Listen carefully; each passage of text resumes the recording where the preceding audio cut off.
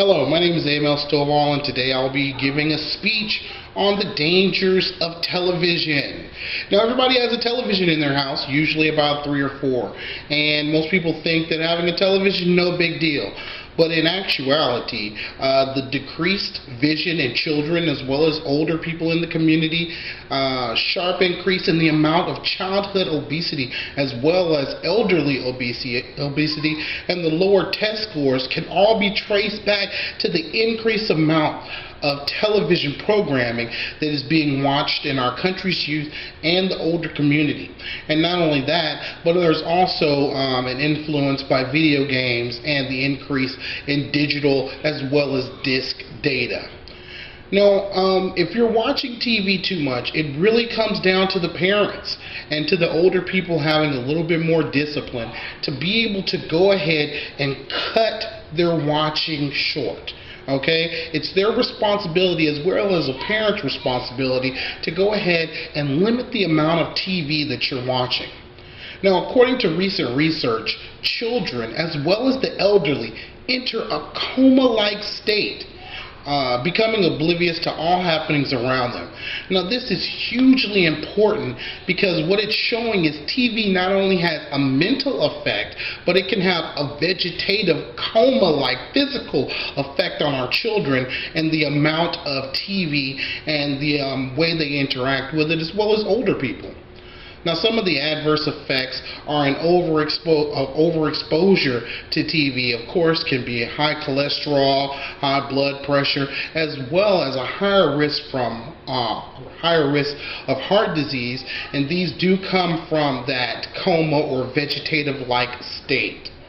In 1999, the test scores of most of the standardized tests across the country were up to 14%, and over the time they have actually decreased by almost a fourth of what they were. And this can be, when you look at it, you can see that it is inversely to the amount of televisions that are being put into our youth's hands. Now they can watch television on their phone, now they can watch it on a tablet, they can watch it on a laptop, they can watch it, they have 3 or 4 of them in a house.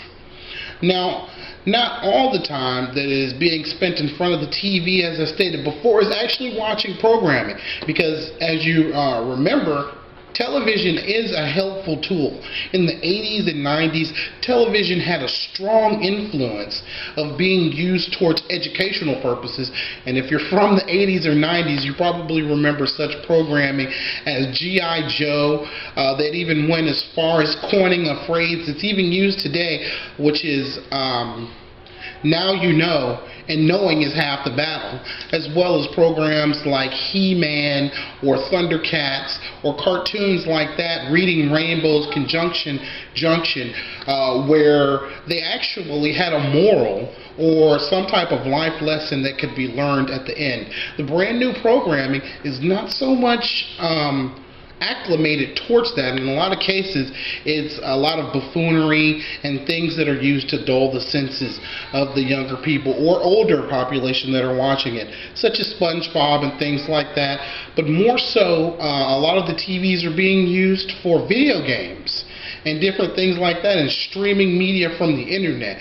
Now, even though this is a very versatile and useful way to use the television and to use the viewing experience, it is serving to dull the senses of the young people and the older population that are watching it. And in many cases, that can really detract from a student or an older person who needs the mental stimulation. When younger people, they need it in order to develop correctly, and in older people, they need it in order to keep their senses sharp and aware. As I'm sure all parents are aware of, video games are a leading cause. So really and truly, televisions are a very useful tool if used correctly. But in most cases, it falls upon the parent to be able to go ahead and limit the amount of time and to go ahead and take charge of their home and stop their children from being able to watch, an upwards of 10 to 15 hours of television programming, whether it's video games, movies, or television programming, as well as the older community. They need to get up, get out, and get active in order to keep their mind sharp and develop correctly. Now, if your child is watching over 4 to 5 hours of television a day, it's possible that you do need to step in as a parent and limit that. My name is Emil Stovall, and I hope you'll go ahead and reconsider the amount of television that you're allowing your child or the elder in your family to be able to go ahead and watch. Thank you.